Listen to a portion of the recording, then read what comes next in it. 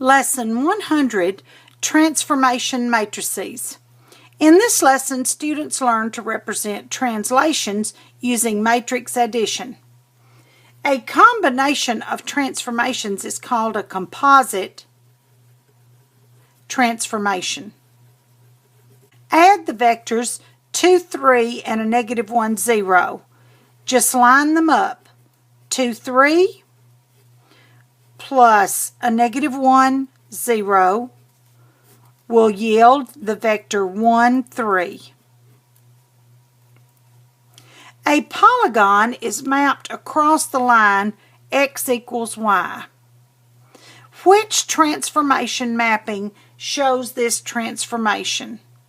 When you transform over the line x equals y, the x is the y is the x. So we want the one that just interchanges the two.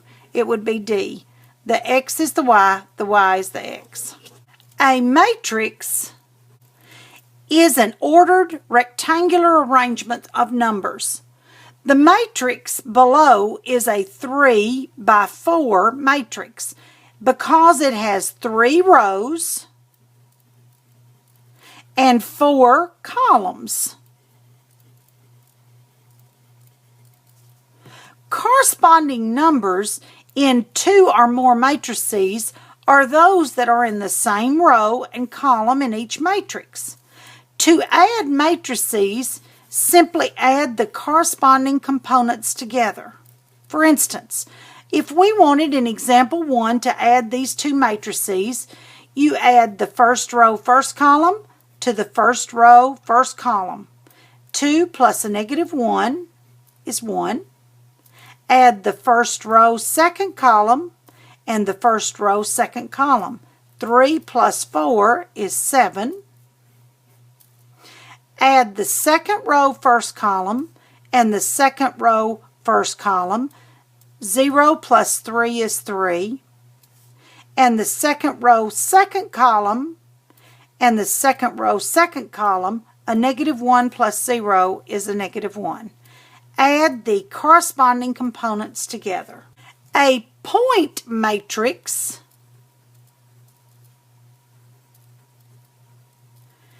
is a matrix that represents the coordinates of the vertices of a polygon or a line segment. The first row of the point matrix contains the x values.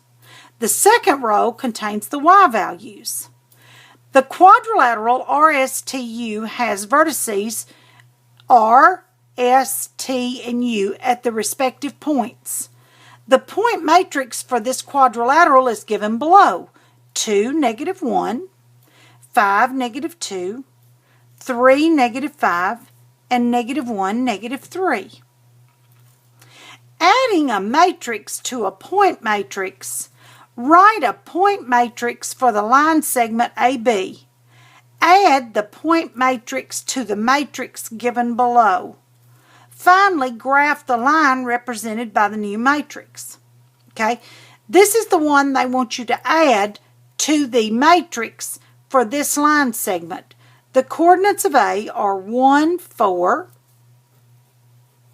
Remember, X is the first row, Y is the second row. The coordinates of this point are 5, 2. Now, when we add 1, 1, 1, 1 to 1, 5, 4, 2, we get the point matrix 2, 6, 5, 3.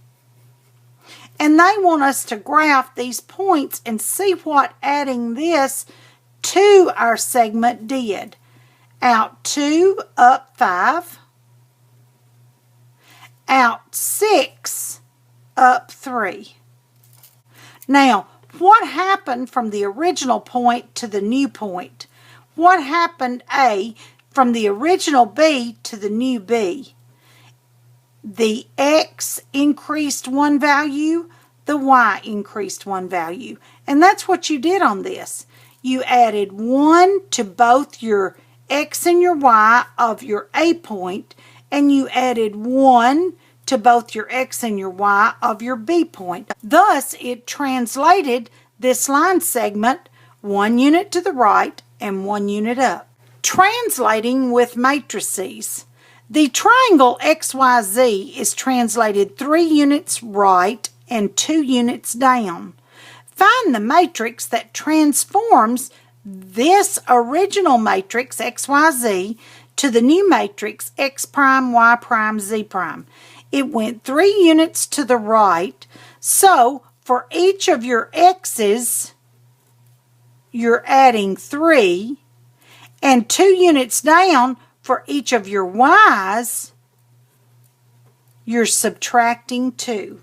So the new matrix that you would use, the translation matrix, would move it 3 units to the right and down 2. And you have to write it 3 times because you have 3 points that you're moving. Example 4, application retractable bridge. 2 halves of a bridge can be raised to allow boats through. When the bridge is down, each half extends 40 feet over the water to meet in the middle. When they are up, they extend 40 feet directly up in the air. Write a translation vector for the movement of the end of the left half of the bridge from a fully raised position to a fully extended position. The end of the left half of the bridge is translated 40 units down and 40 units to the right if it's left end of the bridge. It's going to be moved, this point is going to be moved from this point to approximately right there. So it's going 40 units down and 40 units to the right. So we're moving to the right 40 units, that would be the X. We're moving down 40 units, that would be a negative 40. In this lesson, students learn to represent translations using matrix addition.